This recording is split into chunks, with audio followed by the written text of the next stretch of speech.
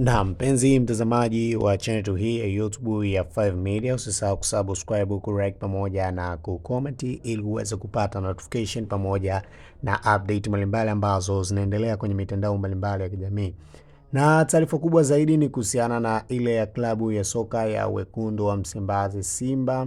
ambapo inaelezwa mshambuliaji wake Kibu Denis ambaye amekuwa na mahusiano mabaya na Ahmed Morocco, hasa kwenye timu ya taifa. Hapa anazungumzia kikosi kile cha Taifa Stars, ambapo amehusishwa kuitwa mara kadhaa, lakini hajaonyesha nafasi nzuri ya kuweza kujiunga na wekundu hao wa Msimbazi.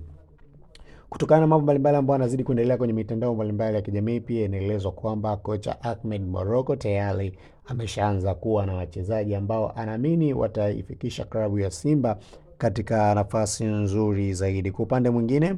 Kibu Denis ambaye ni mchezaji mzuri kwa upande wa klabu ya soka ya Simba wekundu Msimbazi, anahofiwa pia kushindwa kuonyesha makeke yake mara baada ya Ahmed Morocco kutangazwa kukaimu nafasi ya kocha mkuu wa klabu ya soka ya Simba Sport Club. Kumbuka Kibu Denis alikuwa kipenzi cha kocha aliondoka Fadlu Davis kwa kuweza kumwanzisha mara kadha wa kadha katika kikosi chake cha kwanza katika kuipambania nembo ya klabu ya soka ya wekundu wa Msimbazi. Kwa upande mwingine, inataarifiwa kwamba viongozi wa klabu ya soka ya Simba Sport Club wana uwezekano mkubwa wa kumpa kandarasi ya kudumu kocha Miguel Gamondi ili awe kocha wa klabu ya Simba Sport Club, huku ikikumbuka kwamba kocha huyu ambaye Ahmed Morocco pamoja na Suleiman Matola kocha msaidizi kwa Ahmed Morocco, yeye anakaimu tu nafasi hiyo kwa muda, na upande mwingine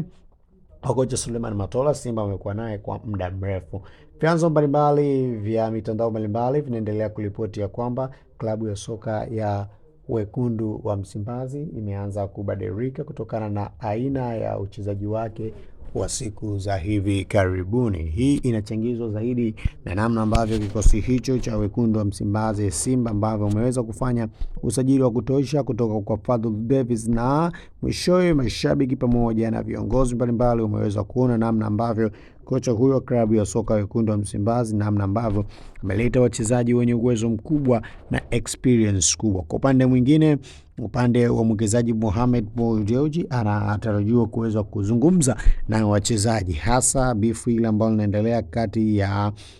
Ahmed Morocco pamoja na Kibu D, mambo yaweze kukaa sawa ili asiweze kutokea yale ya kuweza kugawa wachezaji pamoja na viongozi. Kwa mambo ambayo yanaendelea ndani ya klabu ya soka ya Simba Sport Club, tutaweza kushuhudia namna ambavyo viongozi pamoja na wanachama wa klabu hiyo pamoja na mashabiki kuendelea kuitakia mema klabu yao ya Simba Sport Club. Subscribe, like pamoja na kucomment mpaka wakati mwingine. Bye.